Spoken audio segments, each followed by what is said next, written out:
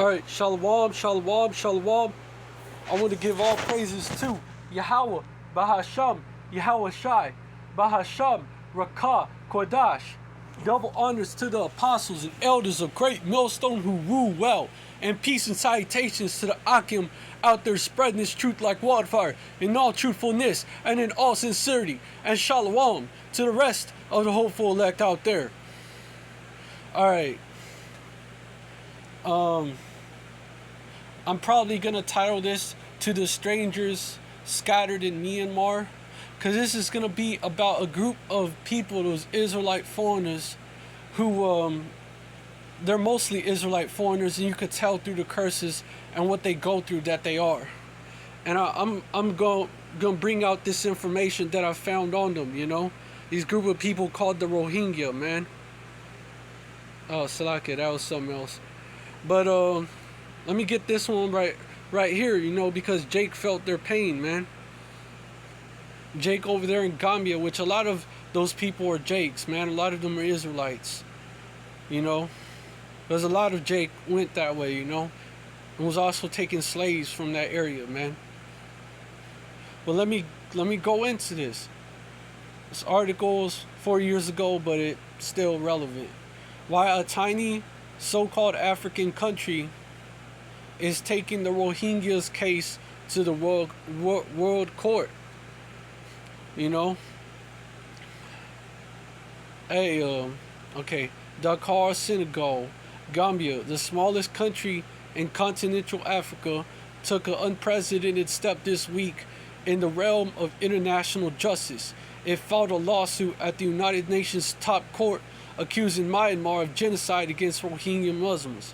And you know, that just means that, hey, Jake is gonna be into all types of religions and all types of philosophies, you know, including Islam. You know, there's actually a lot of so-called black Muslims and so-called Puerto Rican Muslims. You could go to Philly and see that for yourself. But anyways, and other parts as well, man. Well, Philly's just known for that, man, especially for the so-called Puerto Rican Muslims. You know, what you Puerto Ricans, y'all are the tribe of Ephraim, biblically speaking. The case, which means y'all are of the tribe of Ephraim. The case at mainly, you know, some mainly are, okay? Mainly are. But anyways, the case at the International Court of Justice, which typically addresses disputes between states, raised eyebrows because Myanmar sits roughly 7,000 miles from Gambia, which lacks any tangible connection to the protracted crisis in Southeast Asia. But the story of why such a tiny player chose to tackle a different distant conflict is personal. Abu Bakr Tambadou, Gambia's Attorney General and Justice Minister, read a UN report last year that detailed how an army crackdown in Buddhist majority Myanmar had killed thousands of Rohingya in 2017 and driven more than 7,000 into neighboring Bangladesh. Investigators described the violence as crimes against humanity, and the United States called it an ethnic cleansing campaign. Myanmar has denied all the allegations, saying it was targeting terrorists. Tambadou, who worked for years as a lawyer at the United Nations Tribunal focused on the 1994 genocide in Rwanda, visited a Rohingya refugee camp in Bangladesh in May 2018. Conversations with the refugees and their pain reminded him of Rwanda's history of government-led atrocities.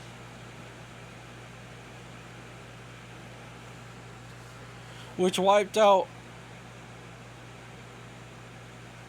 about 800,000 lives over 100 days in the East African country. An estimated 250,000 women endured sexual assault. My bad, I mispronounced that. It's assault.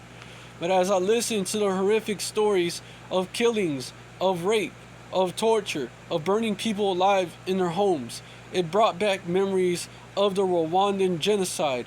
Tambadou said in a phone interview, quote unquote, the world failed to help in 94, and the world is failing to protect vulnerable people 25 years later. And those vulnerable people would be Jakes, a lot of them. You know?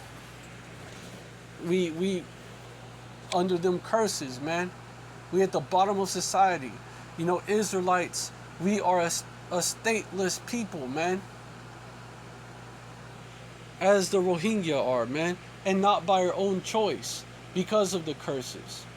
Because these heathens and these Edomites force us to be stateless. But basically, this Jake, you know, he heard the story of the Rohingya, man. How they was being done, man. Personal, face to face, and he was touched by it, you know. Because he related. Also. Took it personally. What happened in Myanmar?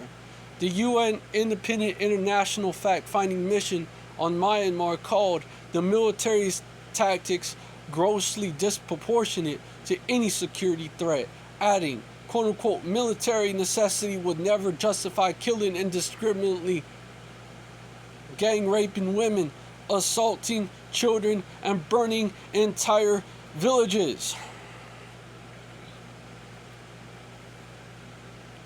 Myanmar rejected the findings, said it took necessary measures to thwart insurgent attacks, but report after report emerged outlining horrific abuse in the nation's western Rakhine state, where about 1 million Rohingya lived. On one September day in 2017, according to a particularly harrowing Reuters investigation, soldiers wrote together 10 Rohingya men as Buddhist villagers dug a grave. Then the troops shot and hacked the prisoners to death before pushing them into the ground. Myanmar jailed 2 of the article's authors, sparking international outrage. Hundreds of thousands of Rohingya who fled the brutal crackdown remain in Bangladesh, where human rights groups say camps are overcrowded.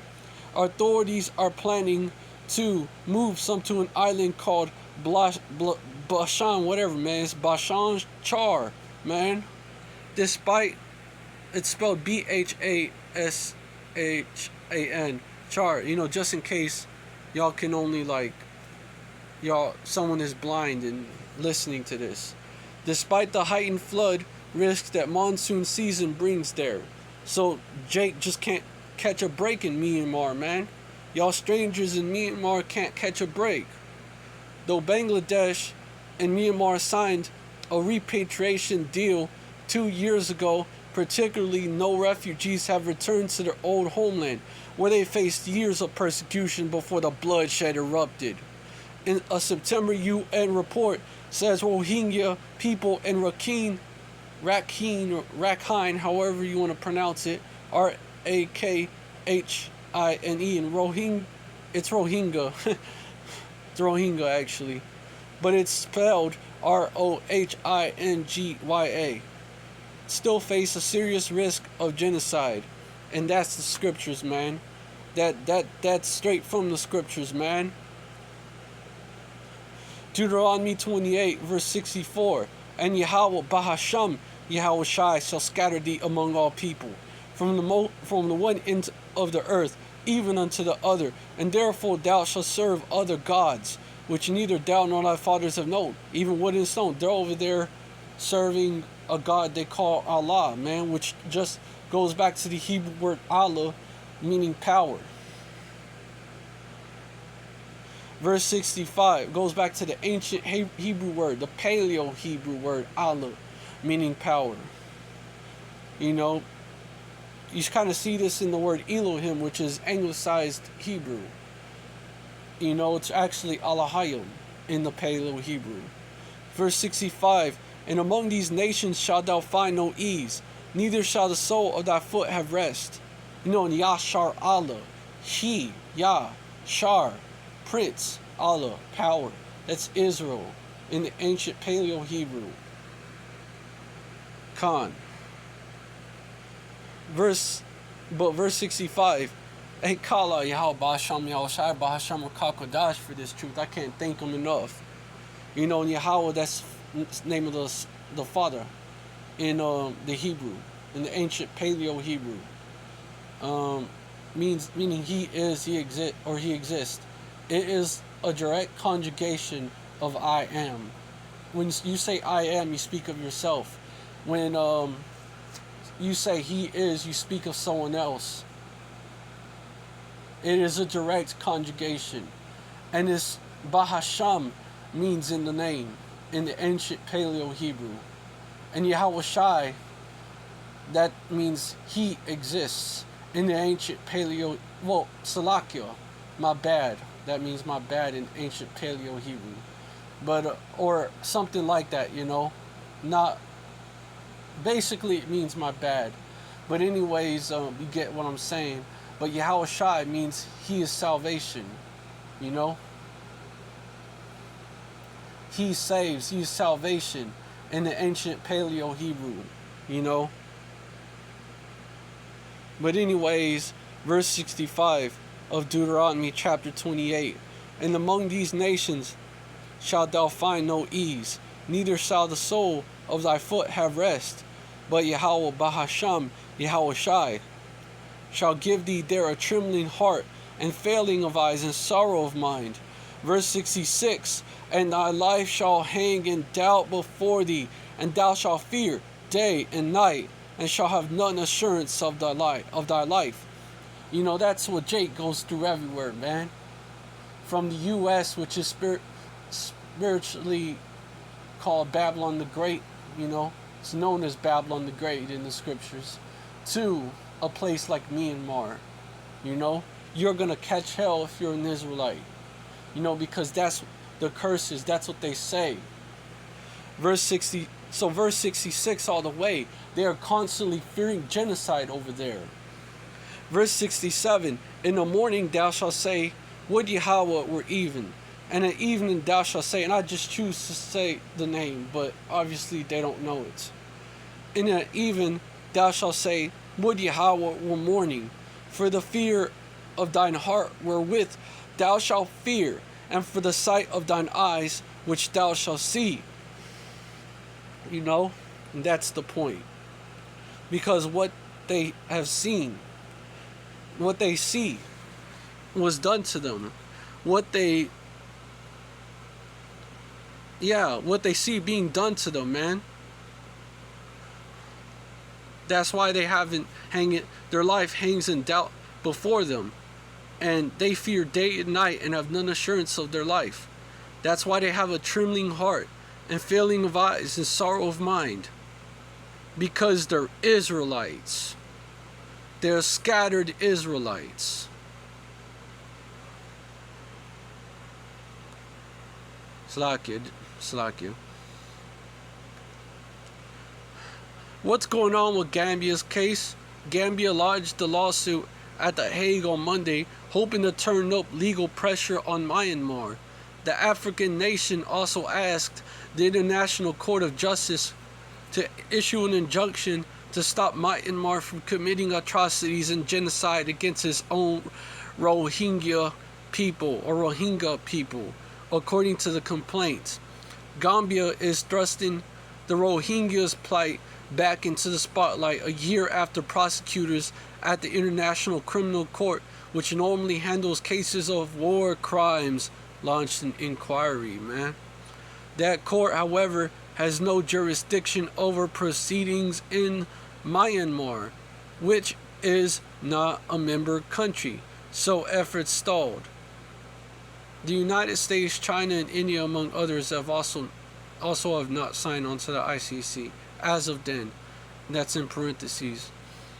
But the 15 judges of the ICJ can rule on disputes stemming from the Convention on the Prevention and Punishment of the Crime of Genocide, which applies to the killing of, quote-unquote, in whole or in part, a national, ethnical, racial, or religious group, quote-unquote. Gambia and Myanmar are signatories to the pact. How is Gambia pulling this off? Such Legal endeavors tend to drag on for years and cost millions of dollars, which is a heavy lift for a country with a gross domestic product of about 1.48 billion. They're not that rich at all. Actually very poor. And that's also by design. Supporters with deep pockets, though, are helping Gambia. And that's this right here, man. This right here, because these heathens are also wicked as fuck, though they're not the wicked. They follow his ways, man. The ways of Esau Edom, and treat our people like dog shit as well, man. So let me find that. Seeking to please the poor, man.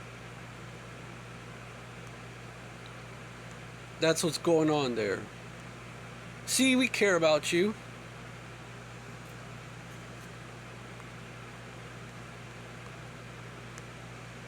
But to this day, they catch hell, man. To this day, so that didn't do shit.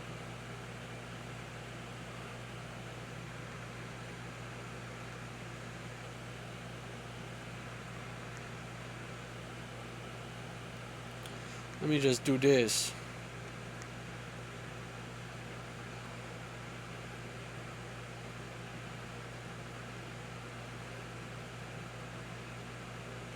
Maybe it's not in the Apocrypha.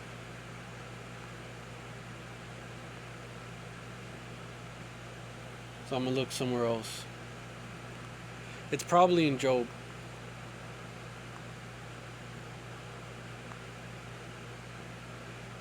Khan.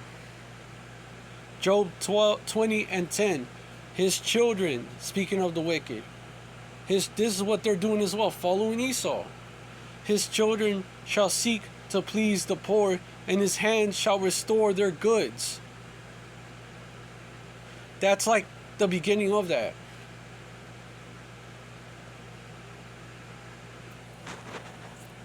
And that fits what I'm about to read, you know. Supporters with deep pockets, though, are helping Gambia.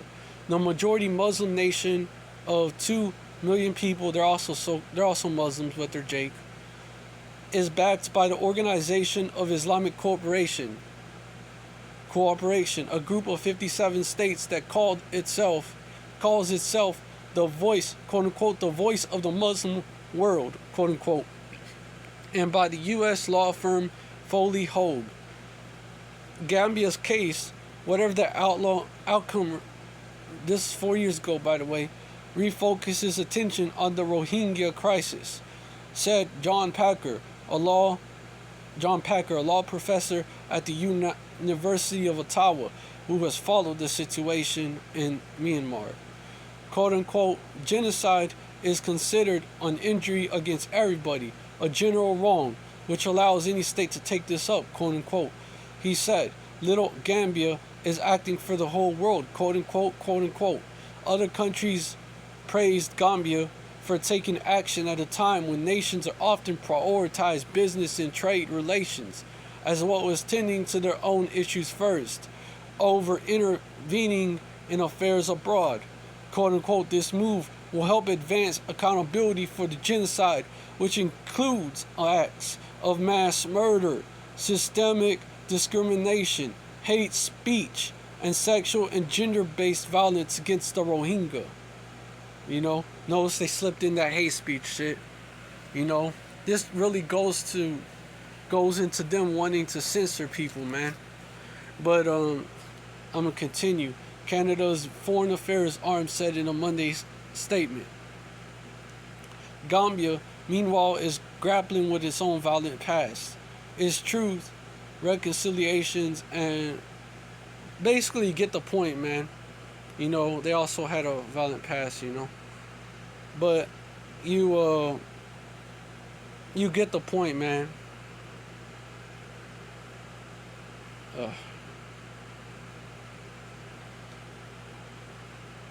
That's what I'm going to go into later.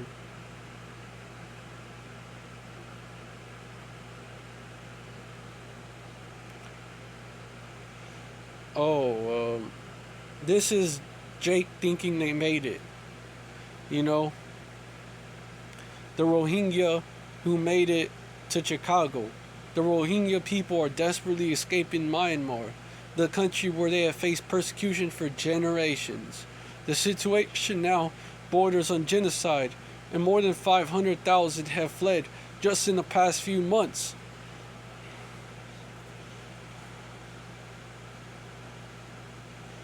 Though the refugees are mostly in camps in neighboring Bangladesh, they have also been trickling into United States in recent years.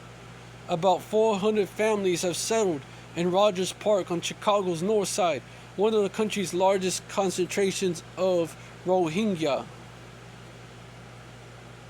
And there's read more, and it opens a PDF is what it does. But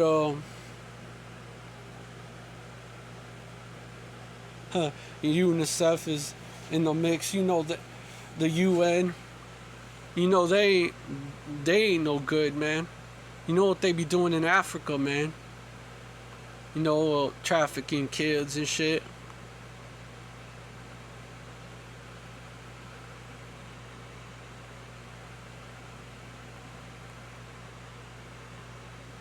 Well, let me get this. This is like a Wikipedia article on them, the Rohingya people. And they say it's really pronounced Rohingya,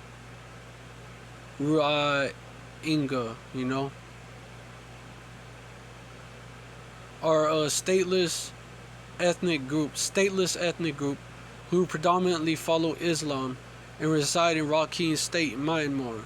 Before the Rohingya genocide in 2017, when over 740,000 fled to Bangladesh, an estimated 1.4 million Rohingya, I'm just going to pronounce it like that, lived in Myanmar. Y'all know what I'm saying, man. It's no disrespect.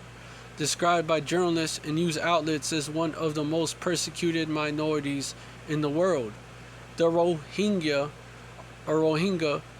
are denied citizenship under the 1982 Myanmar nationality law, so they're looked at as some illegal aliens as well. Guess who else is looked at as so-called illegal aliens? So-called Latinos, man. The Northern Kingdom of Israel, primarily, as well as with the natives. The natives are also Northern Kingdom. The natives of North America, which would be the natives of the whole Americas is, but the natives of North America would be the tribe of Gad. Described by journalists, news outlets as one of the most persecuted minorities in the world, the Rohingya are oh yeah, I read that. My bad, y'all. Salakyo. There are also restrictions on their freedom of movement, access to state education and civil service jobs. So they're heavily discriminated against. Can't even really move around like that. It's like they're slaves.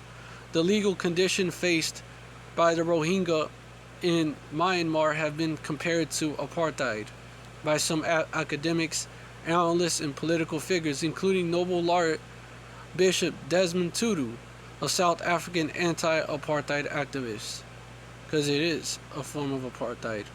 The most recent mass displacement of Rohingya in 2017 led the International Criminal Court to investigate crimes against humanity and the International Court of Justice to investigate genocide. Rohingya, that's them. That's the so-called name.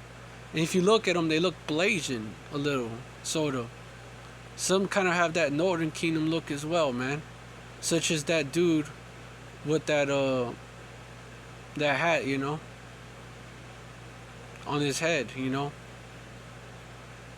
It's not like a hat, like a cap, but it's a different type. That dude looks like a so-called Mexican. And then this chick, a lot of them look like Jake Period. This chick to the right looks like a so-called black woman, just like one. And what she got on her head looks like a head wrap. That is not by coincidence. This is where regions, a lot of, this is where regions, this is regions with significant populations of so-called Rohingya. Bangladesh, of course, right? One where they also catch hell, I'm gonna read on. 1,300,000 plus so-called Rohingya. And I say so-called because that's y'all's so-called identity. That's not y'all's actual identity. Myanmar. I mean, that in itself is a proverb and byword. Myanmar, Rakhine State, 600,000 as of November 2019, and the last numbers are for Bangladesh was from March 2018. So keep that in mind. Pakistan, 500,000 since September. This was back in September 2017. Saudi Arabia, 190,000. That was back in January. Sorry, I'm having a little headache. That was back in January 2017. But you gotta do the work anyways, dude. Malaysia, 150,000, man. And that was back in October of 2017. Predominantly Muslims, minorities of Hindus and so-called Christians. Language, Rohingya. Rohingya. That's their language. The Rohingya maintain that they are indigenous to Western Myanmar with a heritage of over a millennium and influence from the Arabs, Mughals, and Portuguese.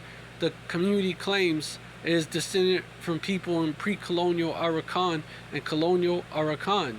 Historically, the region was an independent kingdom before Southeast Asia and the Indian subcontinent. The Myanmar government considers the Rohingya,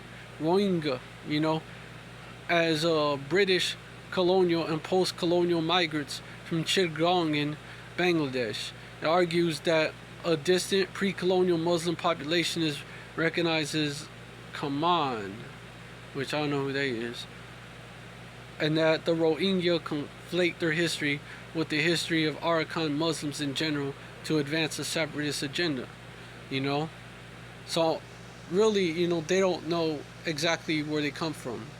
In addition, they just have a theory, and then that's the government theory as well. That is different. The government theory is different. In addition, Myanmar's government does not recognize the term Rohingya and prefers to refer to the community as Bengali, man. Just by that alone, what I just read, you could tell they're Jakes. The Rohingya campaign groups and human rights organizations demand the right to quote-unquote self-determination within Myanmar, quote-unquote. Why? Because they've been catching hell from these fucking heathens, man. Various armed insurrections by the Rohingya have taken place since the 1940s, and the population as a whole has faced military crackdowns in 1978, 1991, 1992, 2012, 2015, and particularly in 2016 to 2018, when most of the Rohingya population of Myanmar was driven out of the country into neighboring Bangladesh. By December 2017, an estimated 625,000 refugees from Rakhine, Myanmar had crossed the border into Bangladesh since August 2017. UN officials and Human Rights Watch have described Myanmar's persecution of the Rohingya as ethnic cleansing. The UN Human Rights Envoy to Myanmar reported the long history of discrimination and persecution against the Rohingya community could amount to crimes against humanity, and there have been warnings of an unfolding genocide. Probes by the UN have found evidence of increasing incitement of hatred and religious tolerance by quote-unquote ultra-nationalist Buddhists. Doesn't that shit sound similar to the shit that's going on with our people here in Babylon? Similar to it, just in that less modernized form? Doesn't it sound similar to it? It does sound similar, and to our history as well.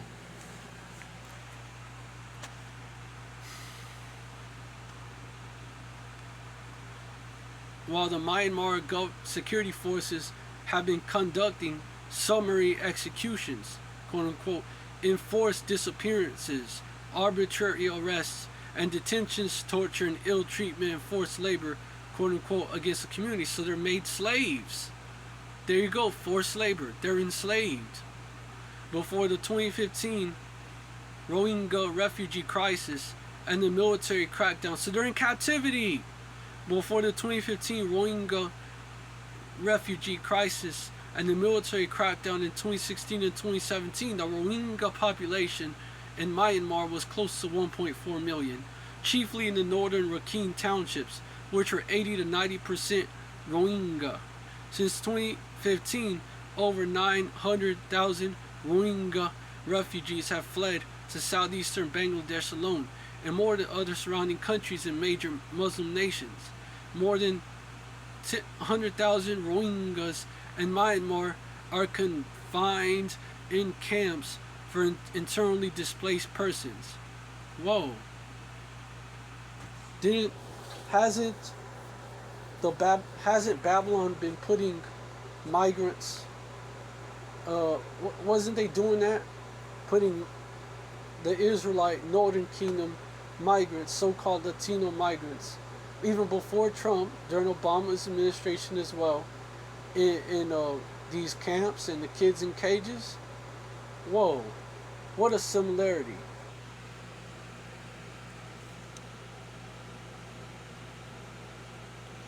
Shortly before a Rohingya dude also has similarities to the Gadite, so-called reservations, but more. It's worse. Because it's more brutal in their face.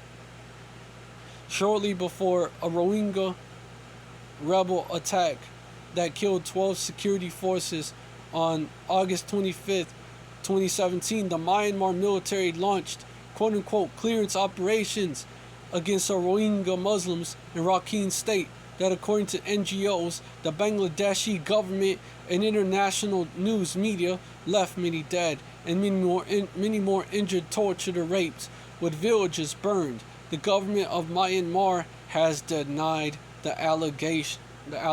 Of course they have. They always deny the allegations, man. That's what they do. Nomenclature, where it came from, the name. The modern term Rohingya emerged from colonial and pre-colonial terms, Rohingya and Rwangya. The Rohingya refer to themselves as Rohingya in Burmese because they are known as Rohingya, following the MLC transcription system, so it's a byword. Burmese, that, I can't read that. While in Bengali, they were called Rohingya.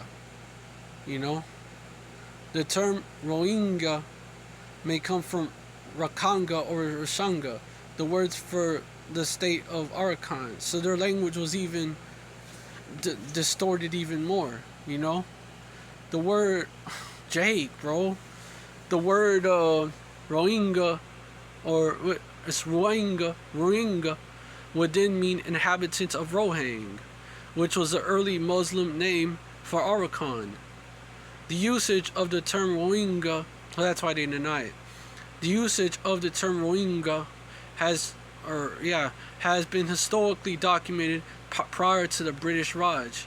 In 1799, Francis Buchanan wrote an article called quote-unquote a comparative vocabulary of some of the languages spoken in the Burma Empire, which was found and republished by Michael Charney in the SAOAS Bulletin of Burma Research in 2003.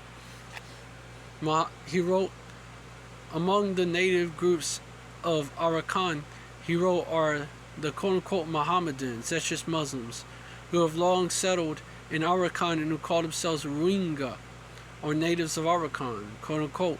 The Classical Journal of long settled, The Classical Journal of 1811 identified Rohingya as one of the languages spoken in the Burma Empire The 1815 in 1815 in 1815 Johann Severin Vader listed Rohingya as an ethnic group with a distinct language as a compendium of languages published in German. In 1936, when Burma was still under British rule, the Rohingya Jamiat al-Ulama was founded in Arakan, quote unquote. According to Jacques Leiter, the Rohingya were referred to as quote unquote Chittagonians during the British colonial period, and it was not controversial to refer to them as Bengalis until the 1990s. Leiter also states that there, quote unquote, there is no international consensus on the use of the term Rohingya, as they are often called Rohingya Muslims, Muslim Arakanese, and Burmese Muslims. Others, such as anthropologist Christina Fink, use Rohingya not as an ethnic identifier but as a political one. Leiter believes that the Rohingya is a political movement that started in the 1950s to create a quote-unquote autonomous Muslim home in Rakhine. So they're just different fucking narratives about them. The government of Prime Minister U Nu, just like there's so many different narratives about our people, man. When Burma was a democracy from 1948 to 1962, used the term Rohingya in radio addresses as part of peace-building effort in Mayu Frontier region. The term was broadcast on Burmese radio and was used in the speeches of Burmese rulers. A UNHCR report on refugees caused by Operation King Dragon referred to the victims as Bengali Muslims, called Rohingya. Nevertheless, the term Rohingya wasn't widely used till the 1990s. Today, the use of the term Rohingya is polarized. Their very so-called identity is polarizing. Damn, that sounds familiar. Some people like literally have beef over calling so-called black people either African American or black or Afro American. You know, there's our so-called identity is controversial. It's polarized. They don't know exactly what to call us. The government of Myanmar refuses to, and same with these other jakes, man. They don't know. It's always up for debate.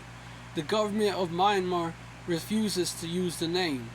In the 2014 census, the Myanmar government forced the Rohingya to identify themselves as quote-unquote Bengali.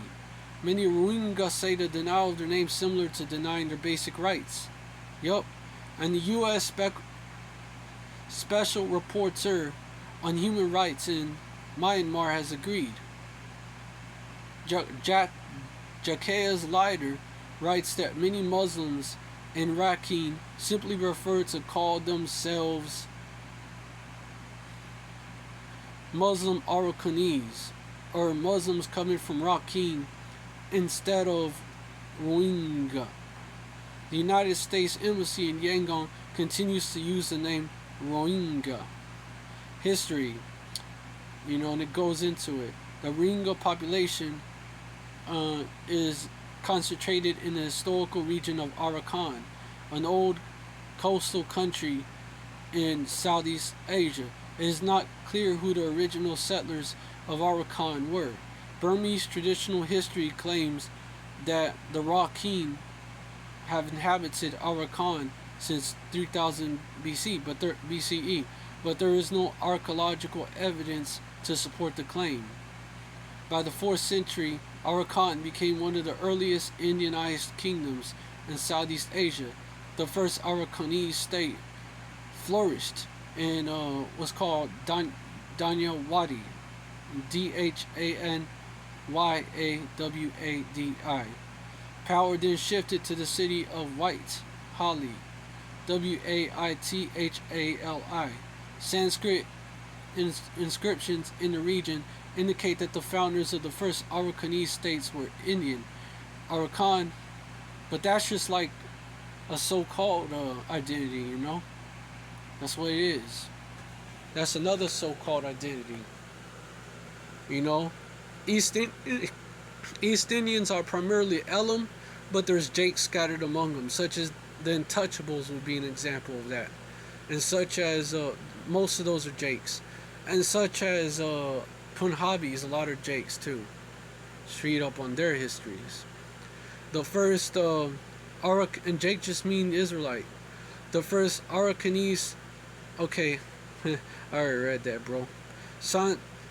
Okay. Arakan was ruled by the Chandra dynasty. The British historian, Daniel George Edward Hall states that, quote-unquote, the Burmese do not seem to have settled in Arakan till possibly as late as the 10th century CE. Hence, earlier dynasties are thought to have been Indian, ruling over a population similar to that of Bengal. All the capitals known to history have been in the north, near modern Akyab. Arrival of Islam. Due to its coastline on the Bay of Bengal, Arakan was a key center of maritime trade and cultural exchange between Burma and the outside world since the time of the Indian Maurya Empire. What's the Maurya Empire? According to Syed Islam, a political science scholar, Arab Muslims had been in contact with Arakan since the 3rd century, using the Bay of Bengal to reach Arakan, so you know it's near the Bay of Bengal. A southern branch of the Silk Road connected India, Burma, and China since the Neolithic period. Arab traders are recorded in the coastal areas of southeast Bengal, bordering Arakan since the 9th century. The Rohingya population traces their history to this period. According to Syed Islam, the earliest Muslim settlements in the Arakan region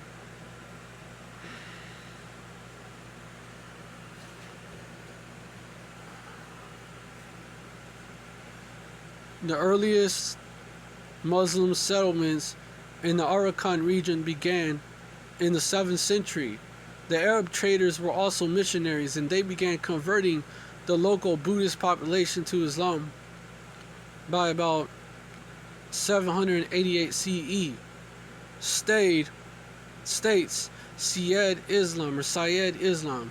Besides these locals converting to Islam, Arab merchants married local women and later settled in Arakan. As a result of intermarriage and conversion, the Muslim population in Arakan grew. This claim by Syed Islam stating that 788 CE locals in Arakan were converting to Islam clearly contradicts historian Yeager's findings, which say that even in 1203, Bengal is the easternmost point of Islamic expansion, not to say further into Arakan. The alternate view contests that Islam arrived in the Arakan region in the first millennium. According to this view, the Rohingya history is not based on any evidence. Rather, is based on quote-unquote fictitious stories, myths, and legends, quote-unquote, according to Southeast Asia Buddhism. So this is basically the Burmese official story, man. According to these Moabites' official story, man. You know what we say about them official stories, man. According to Southeast Asian Buddhism history scholar and an ordained Buddhist monk, Ashan Nayan Natar. Well, if you don't know, we say they're mostly bullshit. There's scant historical data That's what we say about these official stories, man. They're mostly bullshit. There's scant historical data and archaeological evidence about the early political and religious history of the Arakan people and Rock, the Rakhine region. The limited evidence available suggests that Buddhism, possibly the Mahayana tradition, was well established by the 4th century in the region under the Kandra Buddhist dynasty. Muslim communities' expansion and growth of Islam into the region came much later with Bengali Muslims from the region that is now part of Bangladesh.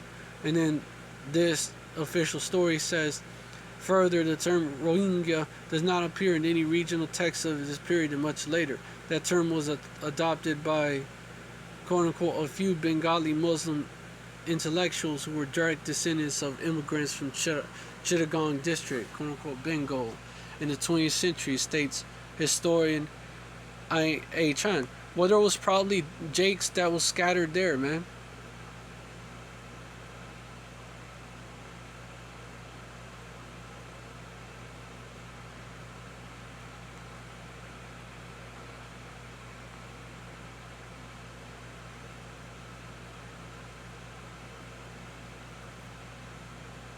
But this is like their whole reason that they claim that.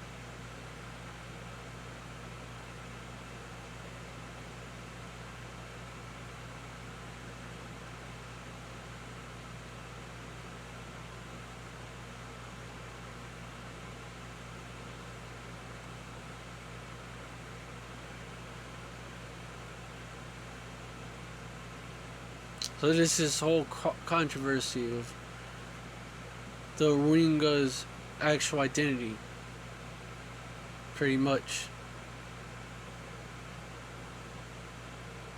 because they're Jake. Added up with everything else, put it together, they're Jake, man. They're Israelites.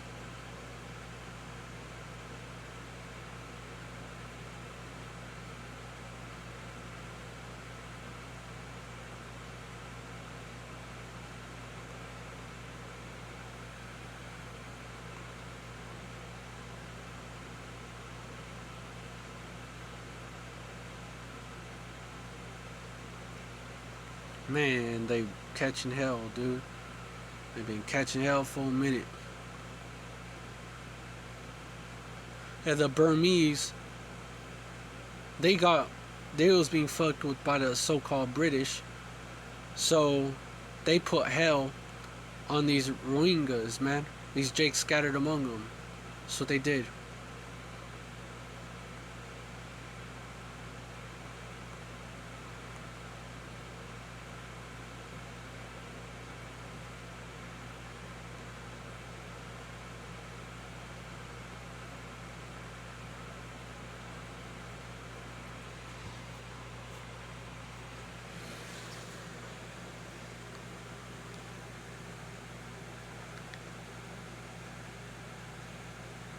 Hmm.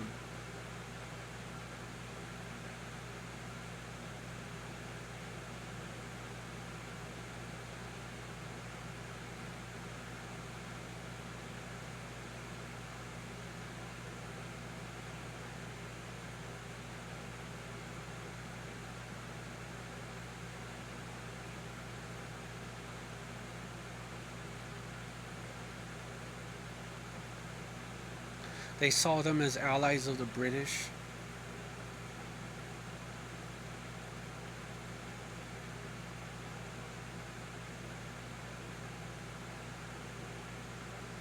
So they just fucking just gave them hell. They were cool as fuck.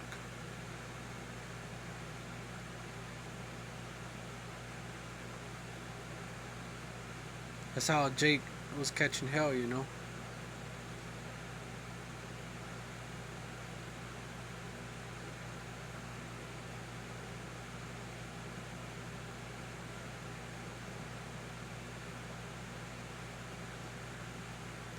Well, but the cruelty though was nah, dude. That's straight up hatred, man. That shit was happening before, and this just gave them a reason to just be cool to them, you know. Knew it was something about them Rohingyas, you know.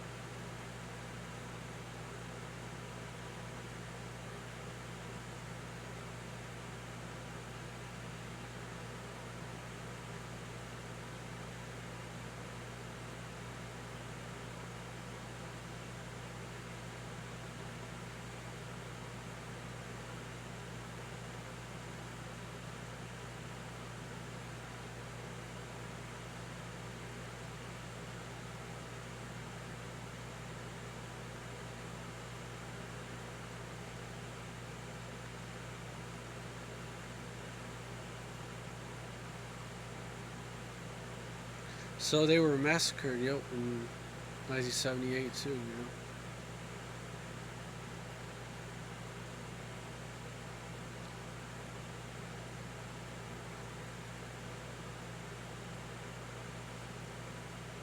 And it increased after the 1962 Burmese coup. This is how these curses was hitting those Jakes, man.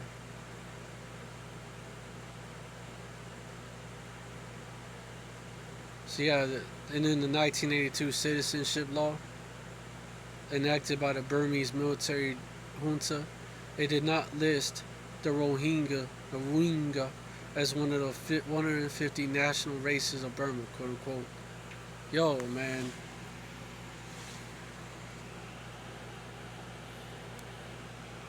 a nation not wanted, right?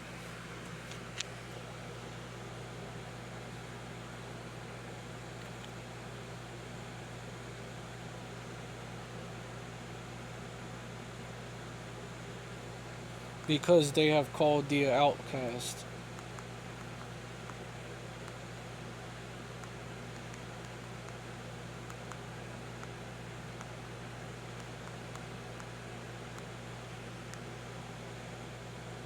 Dude.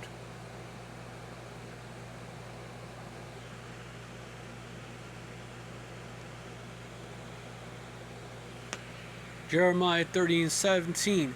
For I will restore health unto thee, and I will heal thee of thy wounds, saith Yahweh Bahasham Yahushai, because they have called thee an outcast, saying, This is Zion, whom no man seeketh after.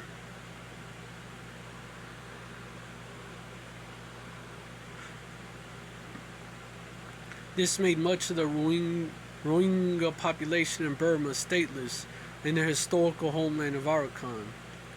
General Ne Win drafted the Citizenship Act in 1982, which denied citizenship rights to any community group that was not listed in a survey conducted by British in 1823. So ultimately, Esau is behind it as well.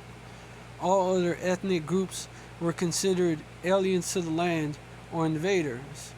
8 major ethnicities, Arakan, Chin, Kachin, Karen, Kaya, Mon, Shan, and Burmese, were broken into 135 small ethnic groups. Groups like Rohingya, who do not belong to any of those 135 ethnicities, were denied citizenship rights. Scholars like Maung Zarni have argued that the Burmese military, quote unquote, encoded as anti-Indian, really anti-Jake, you know. Really, like, they was being called that because, you know, that's where Jake was first scattered, man. And anti-Muslim racism in its laws and policies, quote unquote. He further argues, quote unquote, the 1982 Citizenship Act serves as the state's legal and ideological foundation on which all forms of violence execution, restrictions, and human rights crimes are justified and committed with state impunity if carried out horizontally by the local ultra-nationalist Rakhine Buddhists. In light of the on-the-ground link between the legalized removal of citizenship from the Rohingya and the implementation of a permanent set of draconian laws and policies as opposed to periodic quote-unquote anti-immigration operations, amount to the infliction on the Rohingya of conditions of life designed to bring about serious bodily and mental harm and to destroy the group in whole or in part. As such, the illegalization of the Rohingya in Myanmar is an indication of the intent of the state to both remove the Rohingya population. Fuck. My bad.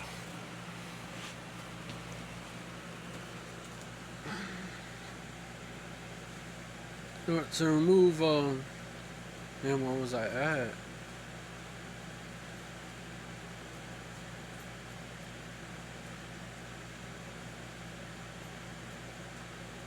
I'm just going to read from the top of this paragraph. In light of on-the-ground link between the legalized removal of citizenship from the Rohingya and the implementation of a permanent set of draconian laws and policies as proposed to periodic anti-immigration quote-unquote operations amount to the infliction on the Rohingya of conditions of life designed to bring about serious bodily and mental harm and to destroy the group in whole or in part. As such, the illegalization of the Rohingya in Myanmar is an indication of the intent of the state to both remove the Rohingya permanently from their home and to destroy the Rohingya as a group, quote unquote. You know, that's, dude, crafty counsel, man.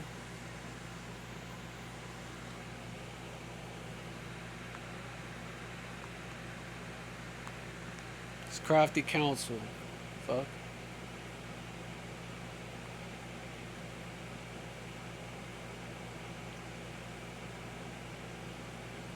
It's not what I'm looking for.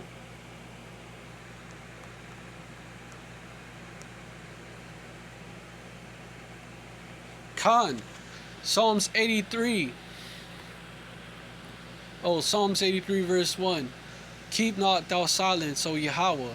Hold not thy peace and be not still, O Yahweh. O Yahweh Bahasham Yahweh Shai. Verse 2. For lo, thine enemies make a tumult, and they that hate thee have lifted up the head. Verse 3. They have taken crafty counsel against thy people, and consulted against thy hidden ones. They have.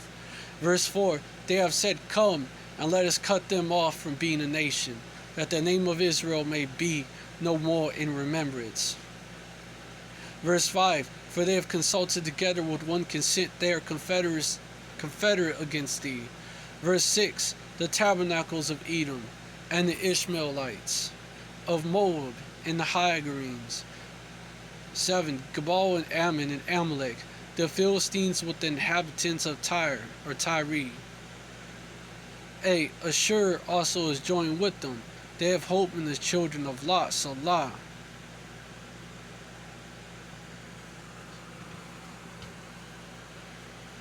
So who is listed here? The tabernacles of Edom. That's the self-proclaimed so-called white man. You know, for the most part.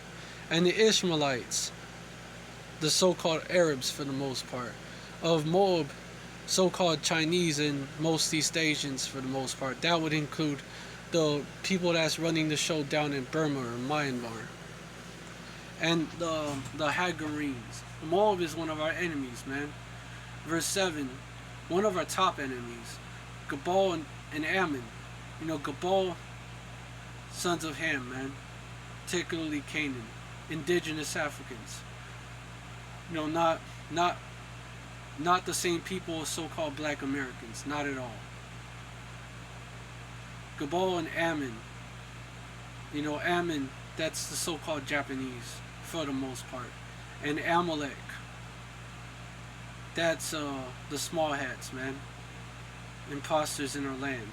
That's what it is. That's who they are for the most part. The Philistines, more indigenous Africans, man. With the inhabitants of Tyre, more indigenous Africans. Hey, Ashur also is joining with them. They have hope in the children of Lot, because those people, those Hamites migrated down there, being pushed down there because, you know, our people took that land, you know, and through the process of time they migrated south. But yeah,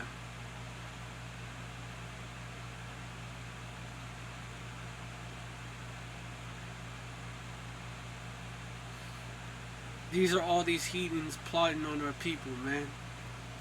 And let me get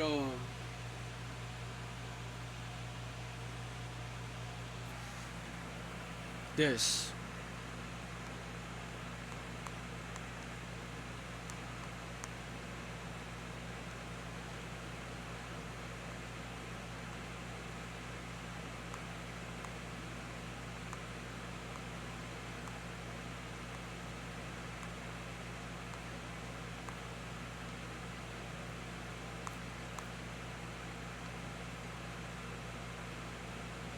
Trying to find that scripture, man.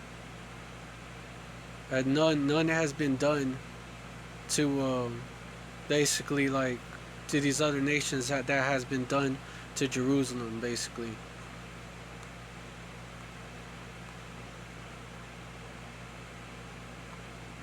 That's why our hell is like no other nations. That's why.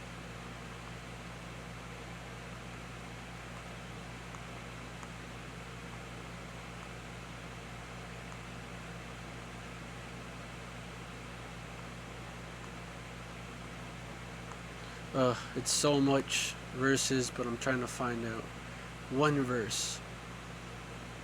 Let me Google it.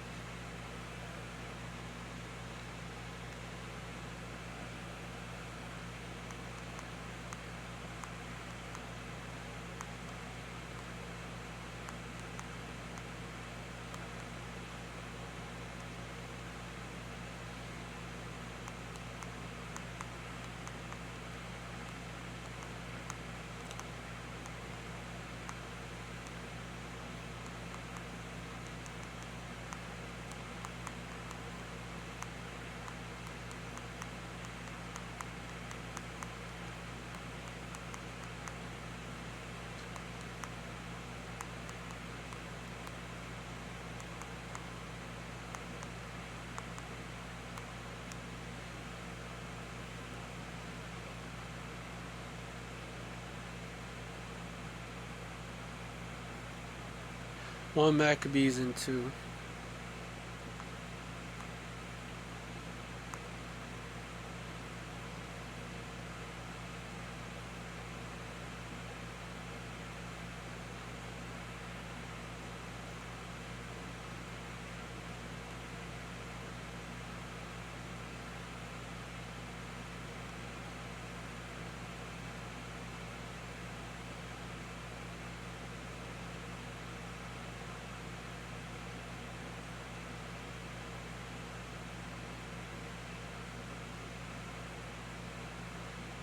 Oh no.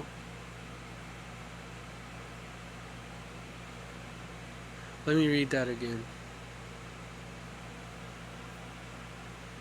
Why does it show up in the search results?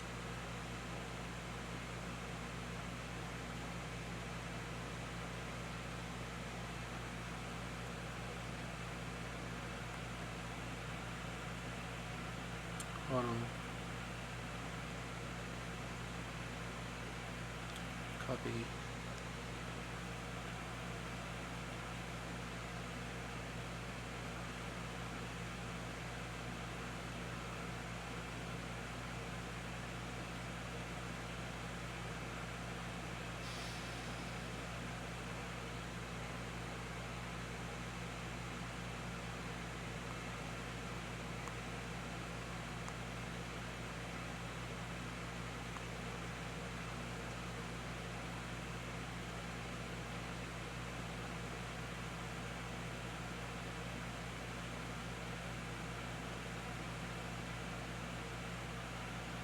This is what I'm gonna try, dude.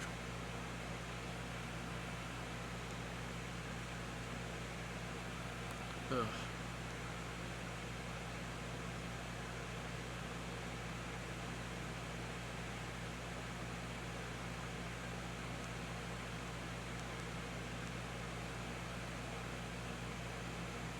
One Maccabees. What? I'm talking about.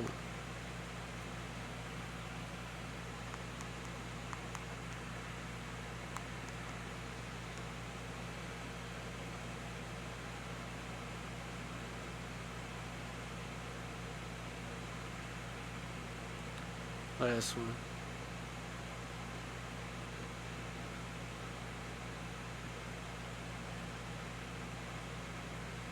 Because we was catching hell back then, man.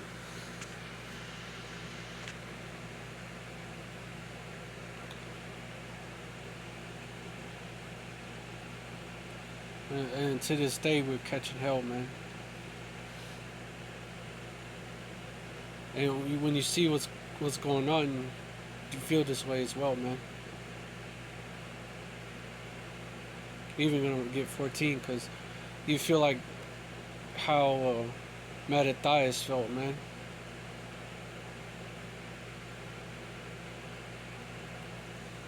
He said, "Woe is me," and how Jeremiah felt. He actually, shed tears because of what he saw, man.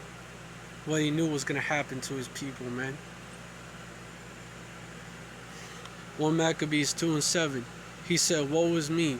Wherefore was I born to see this misery of my people, and of the holy city, and to dwell there, when it was delivered into the hand of the enemy, and the sanctuary into the hand of strangers." Verse 8. Her temple is become as a man without glory. Verse 9. Her glorious vessels are carried away into captivity. Her infants are slain in the streets. Her young men with the sword of the enemy. Ain't that what's going on to them? The Rohingya? Verse 10. What nation had not had a part in her kingdom and gotten of her spoils? Verse 11. All her ornaments are taken away. Of a free woman she is become a bondslave. Verse 12. And behold, our sanctuary, even our beauty and our glory is laid waste, and the Gentiles have profaned it. Speaking of actual heathens here. Verse 13. To what end therefore shall we live any longer?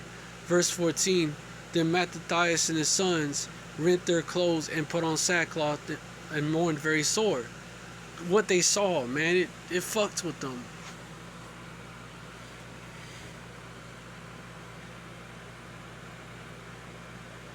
And you see the condition of our people. And yeah, they deserved it because our people went off a lot, went off a whole lot. Stoned the prophets, also, all that shit, man. But at the same time, you kind of feel for them, you know?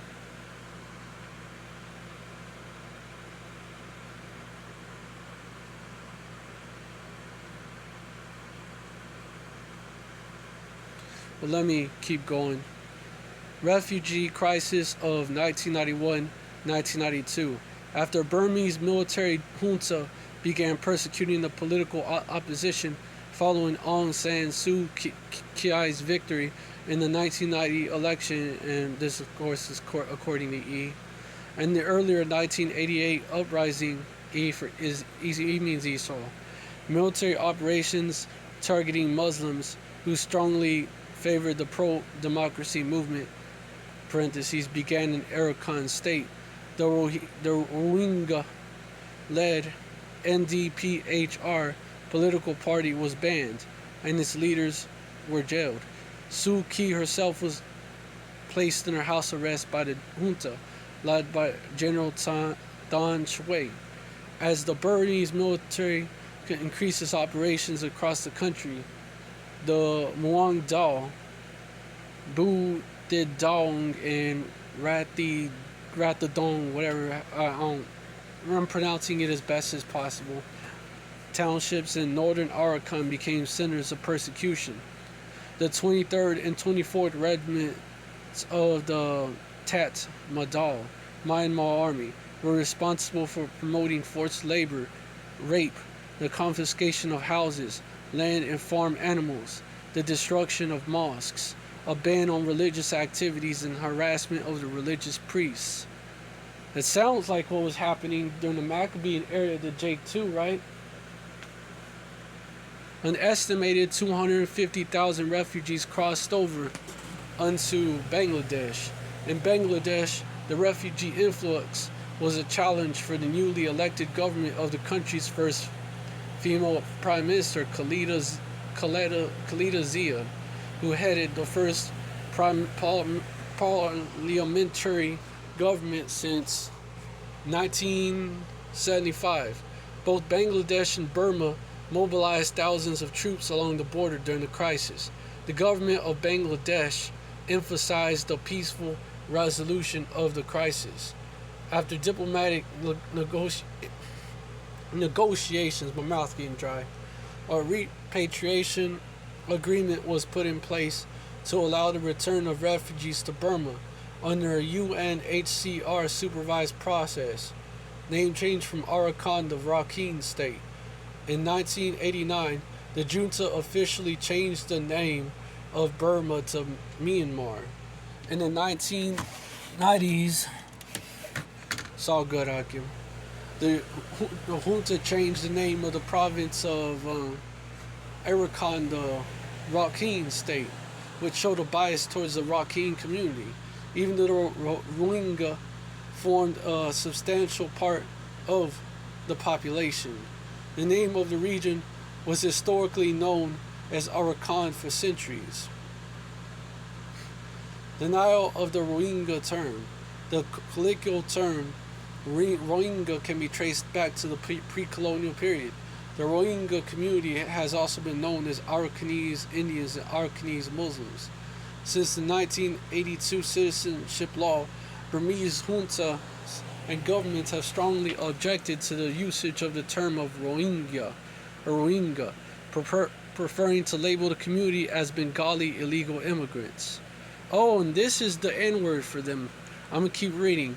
The derogatory slur, Kalar, is widely used in Myanmar against the Rohingya. Myanmar's government, or Myanmar, whatever, has often pressured diplomats and foreign delegates against uttering the term Rohingya. So they're calling them Kalars over there. That's a proverb and byword. You know?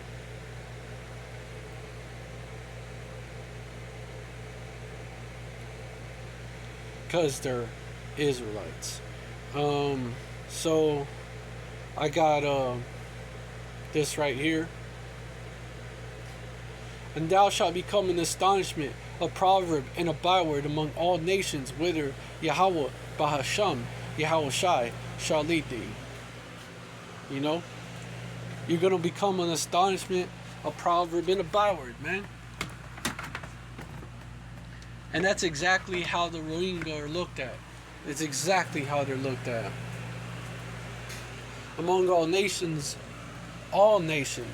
whither Yahweh Bahasham, Yahweh Shai shall lead thee, all nations. You know? Jake is scattered among all nations. Conflict in Arakan. The Rakhine, for the most part, felt discriminated against by the governments in Rangoon, dominated by ethnic Burmese, with one Rakhine politician saying, "We are therefore the victims of Muslimization and Burmese chauvinism."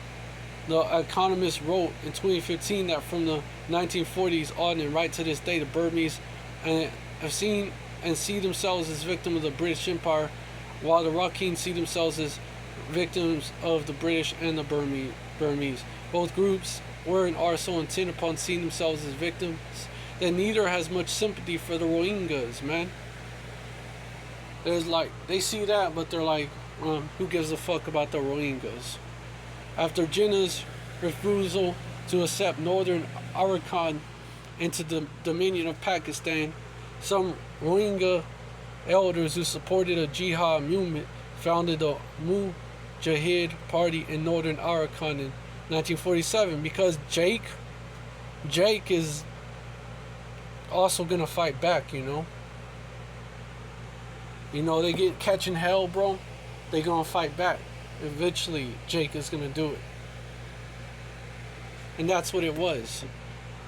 The aim of, and they were Muslims, so that's what happened. The aim of the Mujahid Party was to create an autonomous Islamic state in Arakan. They wanted independence, man. By the 1950s, they began to use the term Rohingya, which may be a continuation of the term Rohingya, to establish a distinct identity, identify themselves as indigenous. They were much more active before the 1962 Burmese coup d'etat by General Ne Win, a Burmese general who began his military career fighting for the Japanese in World War II. Ne Win carried out bloody operations against them over a period of 2 decades. The prominent one was Operation King Dragon, which took place in 1978. As a result, many Muslims in the region fled to neighboring Bangladesh as refugees. In addition to Bangladesh, a large number of Rohingyas also migrated to Karachi, Pakistan. Rohingya Mujahideen are still active within the remote areas of Arakan. You know, that's just that backlash, that's that clapback, you know? That's what it is. From 1971 to 1978, you know, Jake did the same, pretty much the same when we was catching the most hell, you know? Formed the Black Panthers, formed the Brown Berets, formed the American Indian Movement. You know, Jake's gonna try to fight back carnally, man. That's what they're gonna do. You know, wherever they're at, against oppression. But that doesn't work either. Our only deliverance is Yahweh Bahasham Yahweh Shai. Only deliverance. No man shall save thee. No man shall redeem thee. Yahweh Shai is not coming back as a man, though. That's the key. From 1971, and he's coming back as a God. You know, he's coming back as the son of Yahweh, you know, with all his power. And let me get that. I shall not meet thee as a man. I shall not meet thee as a man.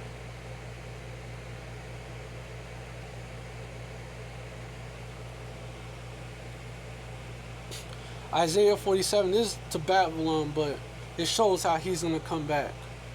Isaiah 40, he's going to deal with these heathens too, man. These other nations as well, man. Isaiah 47:3. Thy nakedness shall be uncovered. Yeah, thy shame shall be seen. I will take vengeance, and last part is the point. And I will not meet thee as a man. You know? So resisting carnally, you know, may feel like the right way, but it's not the right way. From 1971 to 1978, a number of Rakhine monks and Buddhists staged hunger strikes and sits we to force, or sit way, whatever, to force the government to tackle immigration issues which they believed to be causing a demographic shift in the region. So they really, the Moabites really been wanting them out, man. You know, but at the same time, they can't go nowhere. They're stuck in fucking refugee camps. Unless Esau helps them. You know, come to the U.S. or something. From 1971 to and they have helped some, but I'm going to bring out how they still didn't escape the curses like that. From 1971 to 1978, okay, yeah, Ne Win's government requested a UN to repatriate the war refugees, launched military operations which drove off around 200,000 people to Bangladesh. In 1978, the Bangladesh government protested against the Burmese government concerning the expulsion by force, quote unquote, of thousands of Burmese Muslim citizens to Bangladesh, and those were the Rohingya. The Burmese government responded that those expelled were Bangladesh citizens. So, hey, Bangladesh didn't want them there either, man. which is a so-called Muslim country. Well, so where's that Muslim unity, man? In 1978, the Bangladesh government. Okay, yeah, I do. It happens sometimes. The Burmese government. Yeah, yeah. In July 1978, after intense negotiations mediated by UN, Ne Win's government agreed to take back 200,000 refugees who settled in Arakan. In the same year, as well as in 1992, a joint statement by governments of Myanmar and Bangladesh acknowledged that the Rohingya, be hard to pronounce, Slakia, if, like, it somehow, like, makes y'all think I'm trying to clown, I'm not. But anyways, were lawful Burmese residents. In 1982, the Burmese government enacted the citizenship law and declared the quote-unquote Bengalis are foreigners. There are widespread beliefs among Rakhine people that significant number of immigrants even arrived even after the 1980s, when the border was relatively unguarded. However, there is no documentation proof for those claims, as the last census was conducted in 1983. So there's these heathens. Hey man, these heathens is and they're mainly that, but these heathens, dude, like, they're saying the same shit that Esau be saying about Northern Kingdom. They sneaking across the border, and they protesting about that. However, there is no documentation proof. Okay, yeah, successive Burmese government have fortified the border. Governments have fortified the border and built up border guard forces. After 1988, Burmese pro-democracy uprising. Since the 1990s, a new Rohingya movement, which is distinct from the 1950s armed rebellion, has emerged. The new movement is characterized by lobbying internationally by overseas diaspora, establishing indigenous claims by Rohingya scholars, publicizing the term Rohingya, and denying Bengali origins by Rohingya politicians. What the fuck was that, man?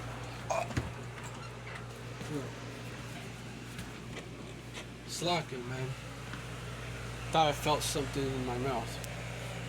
Rohingya scholars have claimed that Rakhine was previously an Islamic state for a millennium, or that Muslims were kingmakers of Rakhine kings for 350 years. They often trace the origin of Rohingyas to Arab sea fathers. Those claims have been rejected as newly invented myths. And Arab, they're mainly Ishmael, but not all. In academic circles, we're scattered among all nations, remember. Some Rohingya politicians have labeled Burmese and international historians as Rakhine sympathizers for rejecting the purported historical origin. Hey, man. Basically, they don't actually know where the fuck they came from, because Jake lost their heritage, man. The movement has garnered sharp criticisms from ethnic Rakhines and Kamans, the latter of whom are a recognized Muslim ethnic group in Rakhine, so it's not about them being Muslims. That's cap. Kaman leaders support citizenship for Muslims in northern Rakhine, but believe that the new movement is aiming at achieving a self-administered area or Rohingya state as a separate Islamic state carved out of Rakhine, and condemn the movement. Rakhine's views are more critical. Citing Bangladesh's overpopulation and density, Rakhine's perceived the Rohingyas as the vanguard of an unstoppable wave of people that will inevitably engulf Rakhine. However, for moderate Rohingyas, the aim have been no more than to gain citizenship status. Moderate Rohingya politicians agreed to compromise on the term Rohingya if citizenship is provided under an alternative identity that is neither Bengali nor Rohingya. Various alternatives include Rakhine Muslims, Myanmar Muslims, or simply Myanmar has been proposed. So, I'm keep reading. The Burmese juntas. The military junta that ruled Myanmar for half a century relied heavily on mixing Burmese nationalism and Theravada Buddhism to bolster its rule, and in the view of the U.S. government, heavily discriminated against minorities like the Rohingya. That's Jake, man.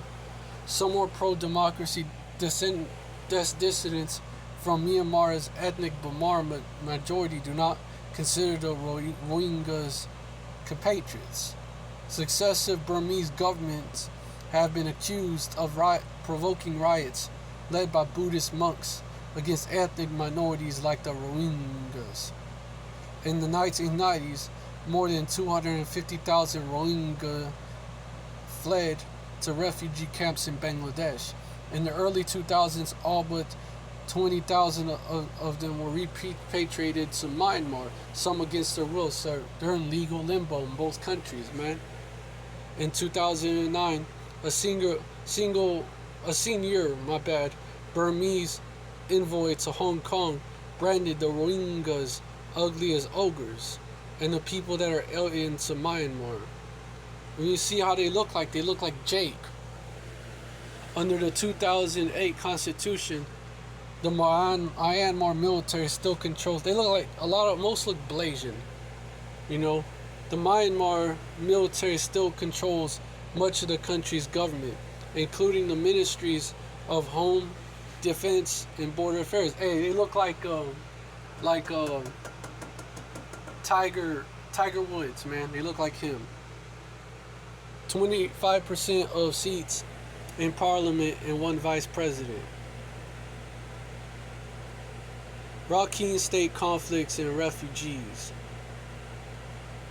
The 2012 Rakhine State riots.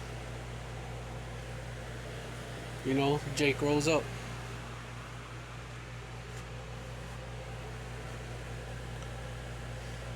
Emergency food, drinking water, and shelter to help people displaced in Rakhine State, Western Burma, 2012. 2014 views of ruins of Narzi, former Rohingya neighborhood in Sittwe town, destroyed and razed in the 2012 anti-Rohingya pogroms. Actual ones, not no damn staged ass or provoked shit by Amalek, you know. Because the small hats will claim that the small hats claim that's as a story of their victimhood. But we know the small hats, man. The 2012 Rakhine State riots were a series of conflicts between Rohingya Muslims, who formed the majority in the northern Rakhine, and anti-Rakhines, who formed and ethnic Rakhines, who formed the majority in the south. Before the riots, there were widespread fears among the Buddhist Rakhines that they would soon become a minority in their ancestral state. You know, because you know how Jake get down, bro. You know, it's a saying among the so-called Mexicans. You know, it goes like this: we don't die, we multiply. You know, Ishkar loved that saying. It applies to all Israelites, though. Before the riots, there were widespread fears. The riots occurred after weeks of sectarian disputes, including a gang rape and murder of a Rakhine woman by Rohingyas, and killing of Rohingyas, and killing of 10 Burmese Muslims by Rakhines. You know, so it's like this back and forth shit, man. There is evidence that the pogroms in 2012 were incited by the government, asking the Rakhine men to defend their quote-unquote race and religion. Bruh. The Rakhine men were said to have been given knives and free food and bussed in from Sittwe So the government, you know, helped them and incited it. The Burmese government denied having organized the pogroms, but it never prosecuted anyone for the attacks against the Rohingyas. That shit was happening to Jake, bro. And that shit was happening to so-called black people a lot here in the U.S., here in Babylon. And it was happening to so-called Latinos a lot here in and natives, and here in the U.S., aka Babylon the Great, aka the daughter of Babylon, all that.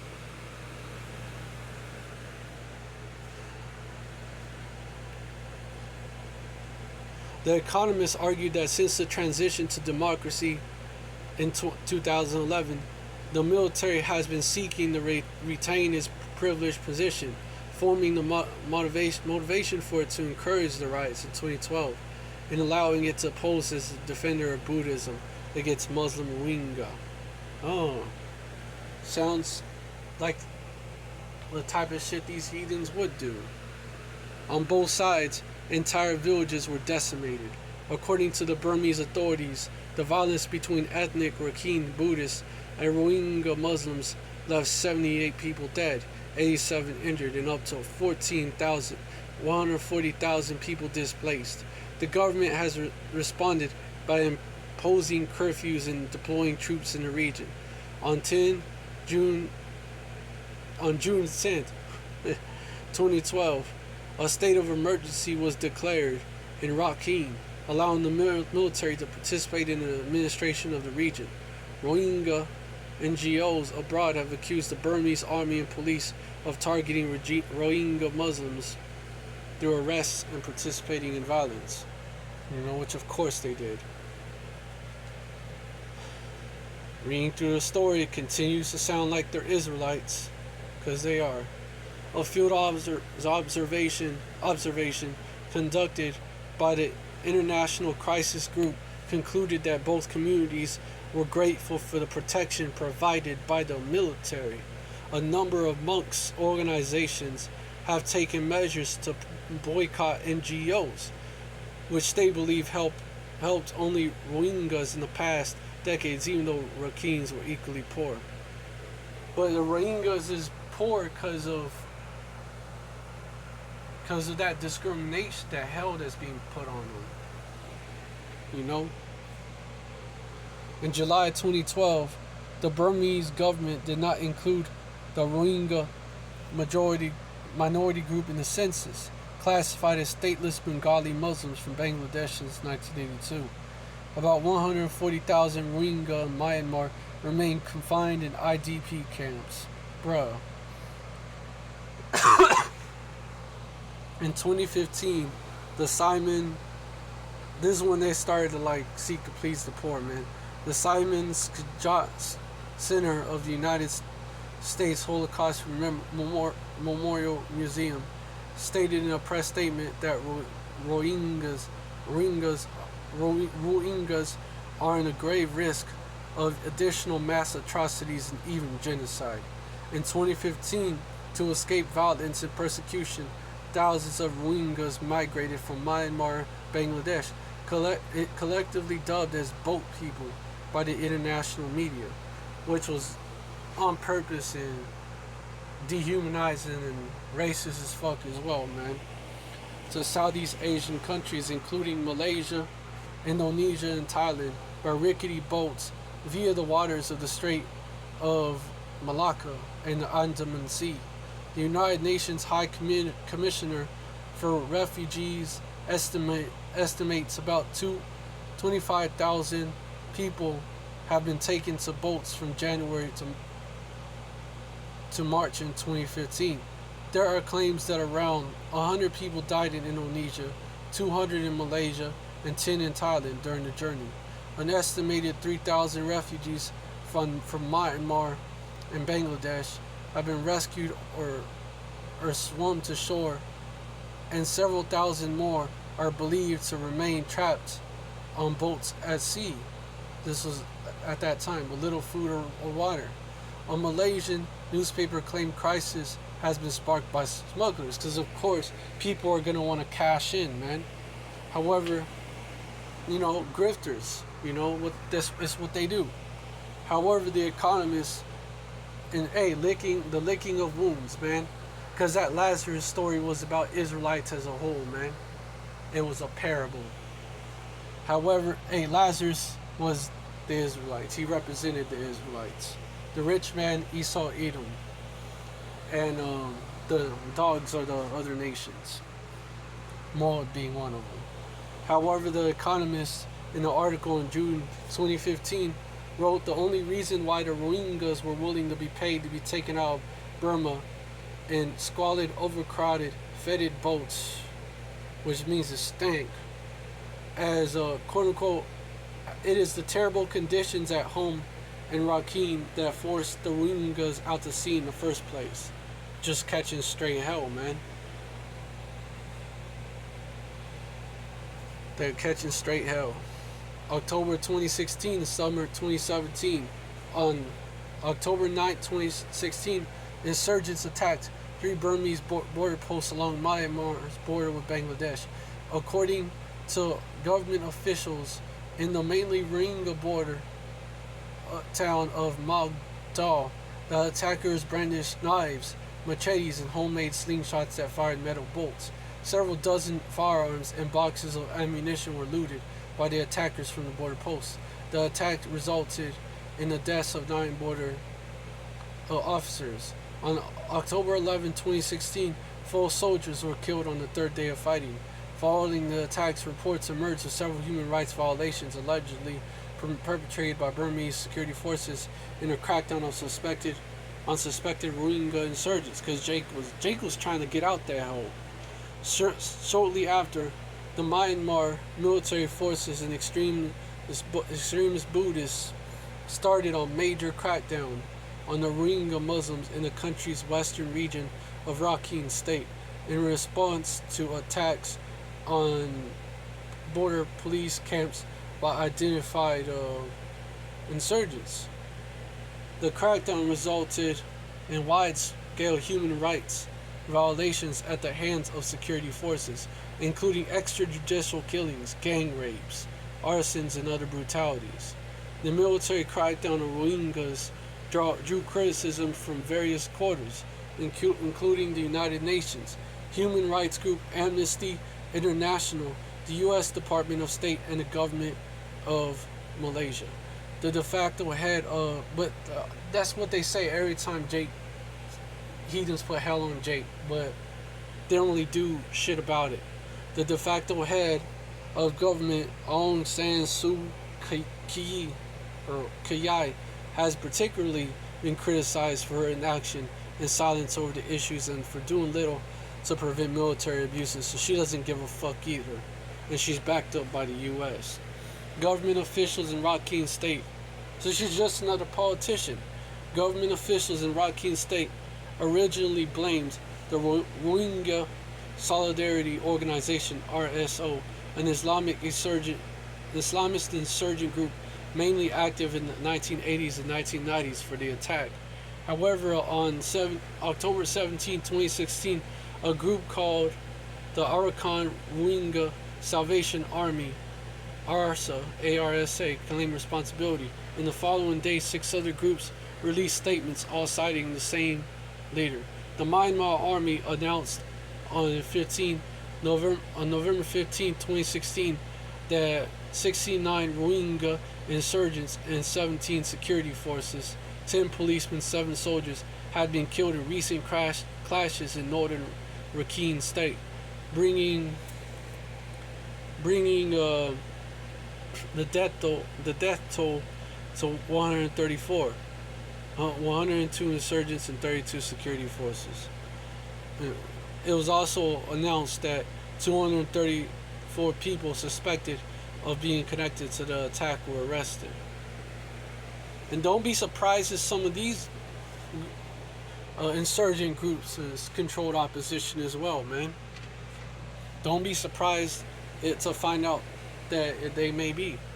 A police document obtained by Reuters in March 2017 listed 423 Rohingyas detained by the cops since October the 9th, 2016. 13 of whom were children, the youngest being 10 years old. Two police captains and Mong Dao verified the document and justified the arrests, with one of them saying, "We, the police, have to arrest those who collaborated with the attackers, children or not, but the court will decide if they are guilty. We're not the ones who decide." Myanmar police also claimed that the children had confessed to their alleged crimes during interrogations, and that they were not beaten and or pressured during questioning, which is a bullshit lie. The average age of those detained is 34, the youngest is 10, and the oldest is 75. The Myanmar Armed Forces, Tatmadaw, stated on September 1st, 2017, that the death toll has risen to 370 insurgents, 13 security personnel, 2 government officials, and 14 civilians. The United Nations believes over 1,000 people have been killed since October 2016, which contradicts the death toll provided by the Myanmar government.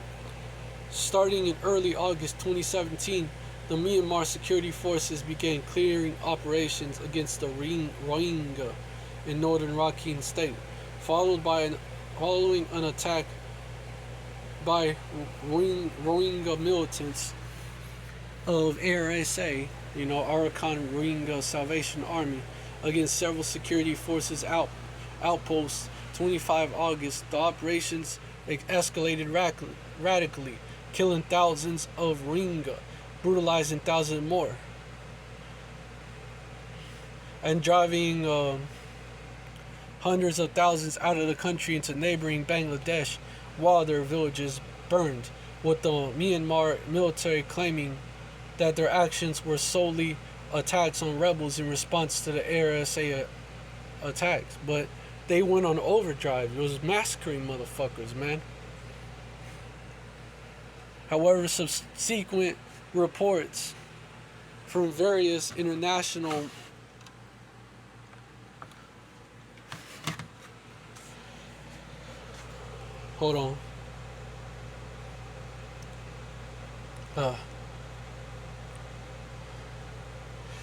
organizations have indicated that the military operations were widespread indiscriminate attacks on the Rohingya population, already underway before the ARSA attacks to purge northern Rakhine State of Rohingya through ethnic cleansing and or genocide.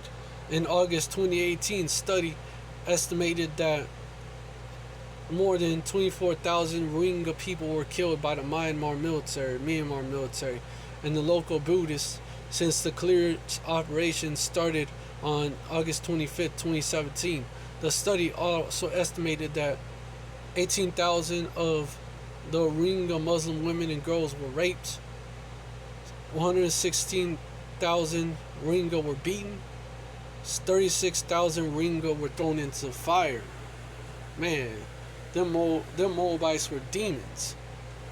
Participating events.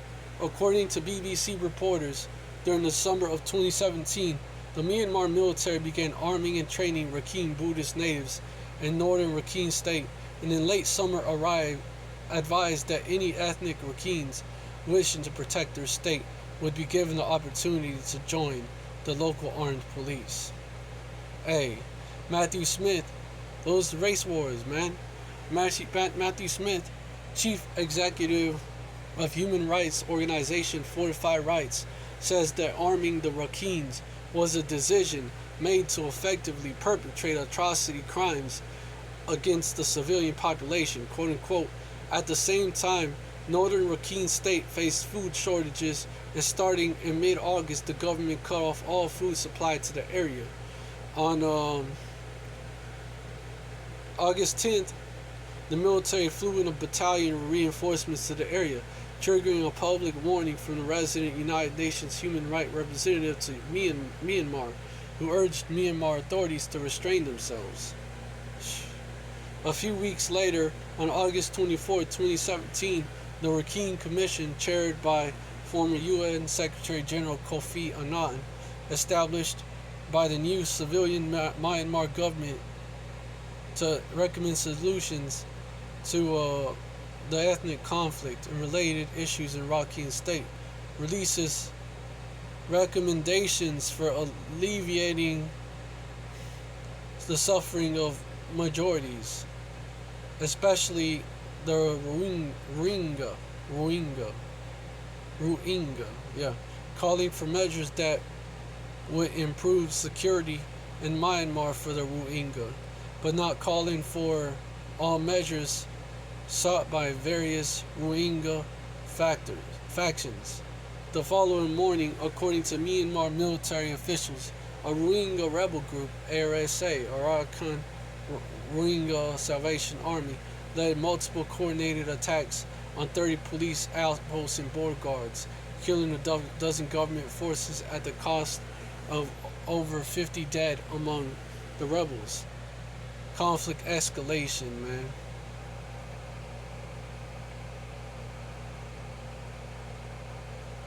They have that Northern Kingdom like look as well, a lot of them, though.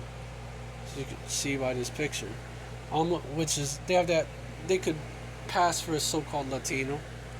Almost immediately, the Myanmar military, apparently teaming up with local authorities with mobs of Rakhine Buddhist civilians, launched massive reprisals that are described as anti-terrorist quote-unquote clearance operations, which UN investigators and BBC reporters later determined had actually began earlier, attacking Rohingya villages throughout northern Rakhine State, man. Within the first 3 weeks, the military reported over 400 dead, whom it described as mostly quote-unquote militants and quote-unquote terrorists. Another word for thugs, man. The UN estimated over 1,000 dead, mostly civilians, and other sources initially suggested that as many as 3,000 in the first weeks of the reprisals. However, in December 2017, following a detailed survey of Rohingya refugees, a humanitarian organization serving refugees, Médecins Sans Frontières, with Doctors Without Borders, calculated that at least 6,700 Rohingya men, women, and children were killed in the first month of the major attacks, including at least 750 children. That number later revised to quote-unquote over 1,000.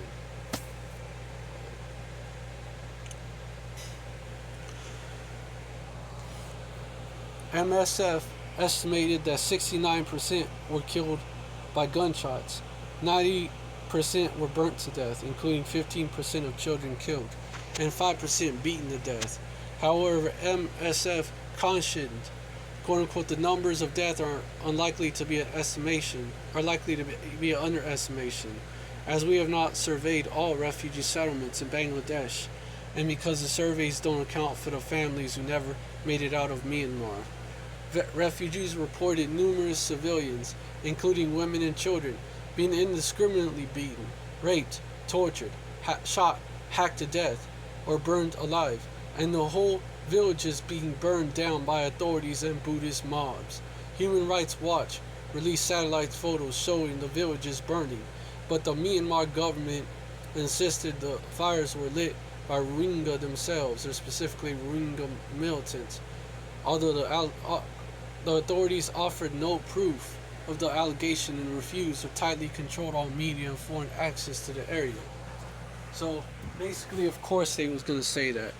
Myanmar's presidential spokesman reported that 176 ethnic Rohingya villages out of the original total of 471 Rohingya villages in 3 townships had become empty. In addition to the 176 quote-unquote abandoned villages, some residents reportedly fled from at least 34 other villages.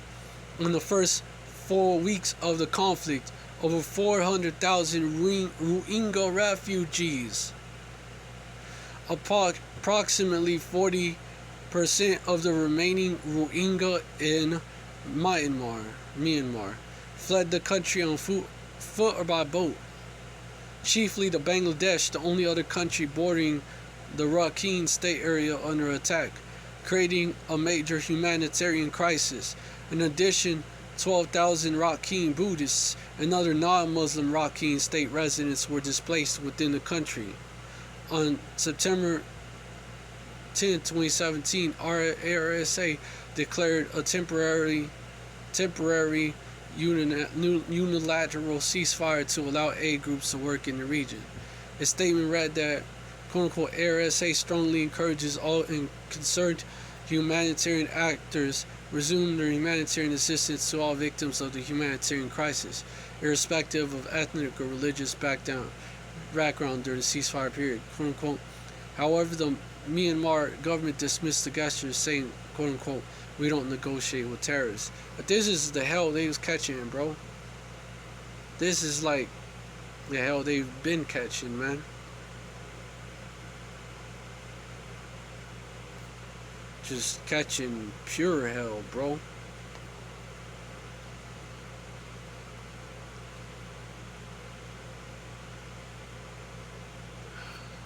Hell on hell on hell. Because that's what you're gonna catch as a Jake, man. No matter where you're scattered, no matter how you look like.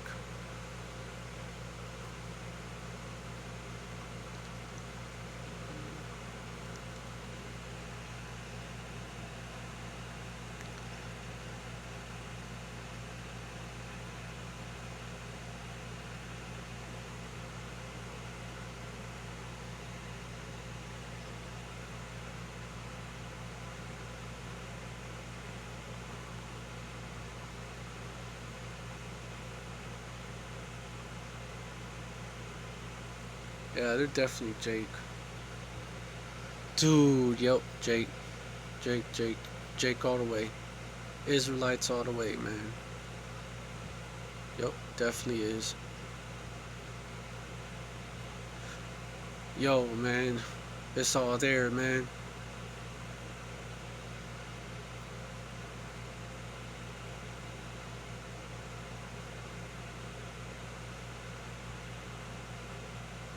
Dude. All there, man. All there.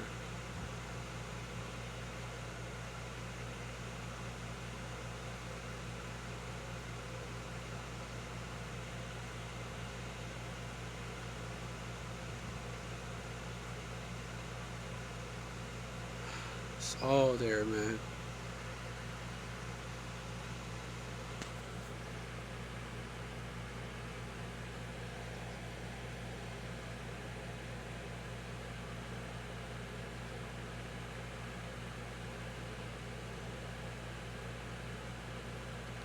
Now let's see.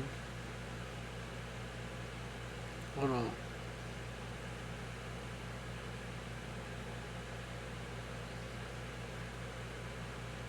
Oh, they're doing. Oh, the fuck. Oh, won't let me get that. Read that article. I have to like fucking pay. There's a paywall. But hey man, it turns out that the government of Myanmar is being armed by the so-called State of Israel, the small hats. It's always Esau behind the suffering of our people, man. CAA Industries, which is, um, you know, Israeli company, are suspected to have aided and abetted the Myanmar military's international crimes, man. They were selling guns to them, man.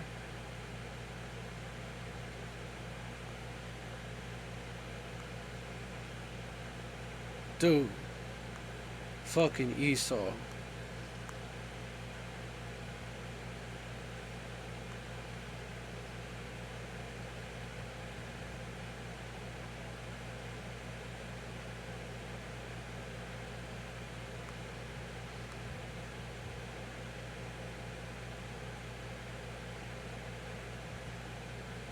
And they supposedly stopped in 2017, but actually didn't. They were supposed to have stopped.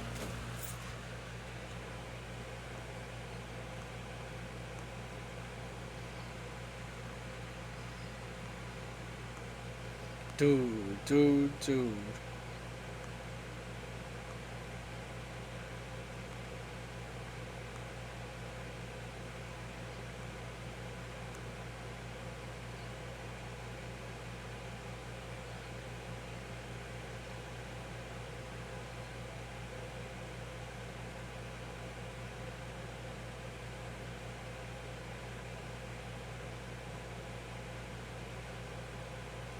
But anyways, yeah, this video is gonna be titled to the strangers in Myanmar. Hashtag Rohingya. You know, so it's gonna be titled, man.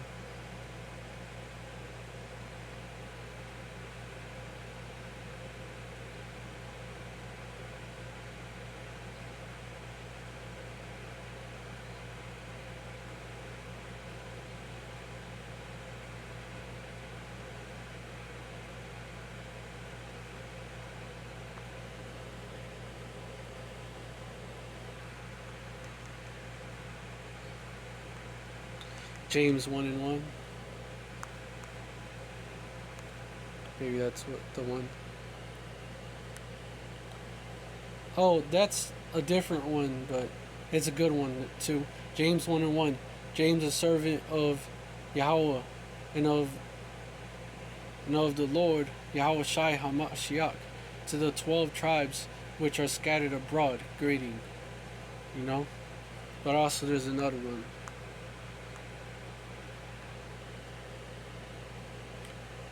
This one is what I was referring to. I'm gonna read on down. Maybe to 5.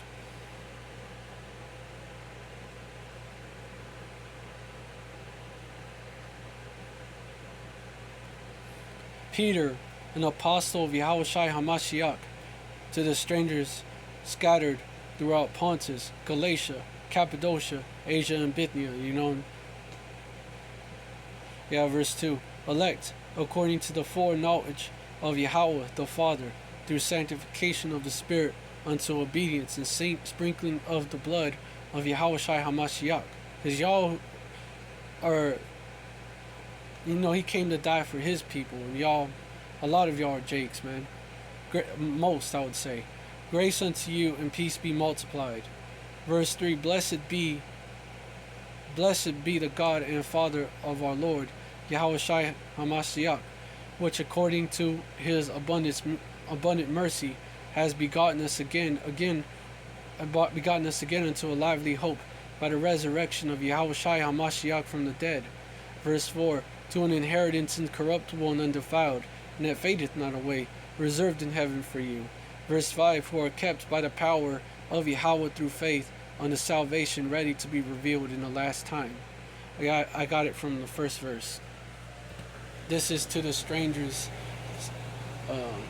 scattered in Myanmar, or Myanmar, you know.